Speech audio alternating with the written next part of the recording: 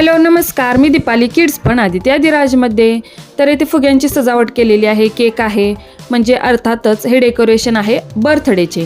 तर बड्डे कोणाचा आहे, तर आमच्या शेजारच्या दिदीचा बड्डे आहे. लहान मुलांचा वाढदिवस हा कुटुंबासाठी आणि मुलांसाठी खूप आनंदाचा आणि खास दिवस असतो. वाढदिवसाच्या दिवशी घरात थोडी का होईना फुग्यांची सजावट आणि छान असं डेकोरेशन केलंच जातं. केक कापला जातो, नातेवाईक मित्रांना आमंत्रित केले जाते. लहान मुलांना रंगीबेरंगी फुगे, केक, खेळणी आणि गोड पदार्थ खूप आवडतात.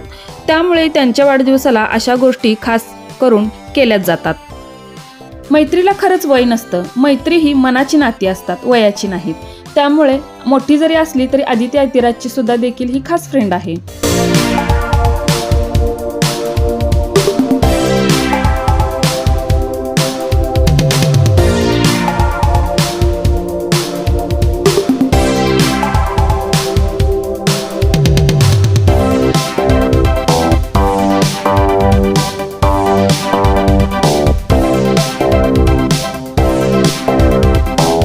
तर वाढदिवसाच्या दिवशी औक्षण करणे ही आपल्या भारतीय संस्कृतीतील एक सुंदर आणि शुभ परंपरा आहे. औक्षण करताना साधारणपणे ताटात दिवा, हळदी कुंकू, अक्षदा, फुले आणि गोड पदार्थ ठेवले जातात. लहान मुलांचा वाढदिवस साजरा करण्यामागे मुख्य उद्देश म्हणजे मुलांना आनंद देणे, त्यांच्यावर प्रेम व्यक्त करणे आणि कुटुंबातील मित्रांबरोबर आनंदाचा क्षण साजरा करणे असतो. तर येथे सुद्धा पहा, तिचे छोटे जे मित्र आहेत, मैत्रिणी आहेत, ते सुद्धा इथे बड्डेला आलेले आहेत, शेजारचे आहेत, स्कूलमधले आहेत. आणि आम्ही सुद्धा तिचे औक्षण करून घेतले आणि सर्वांनी औक्षण करून बड्डे म्हटले की अर्थातच गिफ्ट हे आलंच. तर सर्वांनी आणलेले गिफ्ट तिला दिले.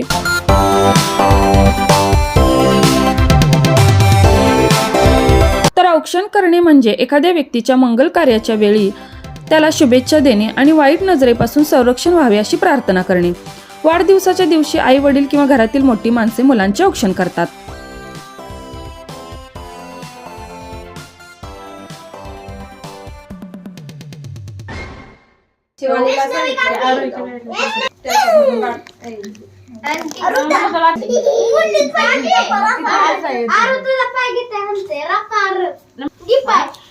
तर वाढदिवसाच्या दिवशी औक्षण करणे या परंपरेमागील मुख्य उद्देश म्हणजे मुलाला आशीर्वाद देणे, त्याचे आयुष्य सुखी आणि निरोगी व्हावे अशी प्रार्थना करणे. त्यामुळे वाढदिवसाचा दिवस अधिक पवित्र आणि आनंददायी बनतो. तर सर्वांनी मोठ्यांनी राजश्रीचे येथे औक्षण करून घेतले आणि तिला वाढदिवसाच्या खूप शुभेच्छा दिल्या आणि आणलेले गिफ्ट सुद्धा तिला दिले.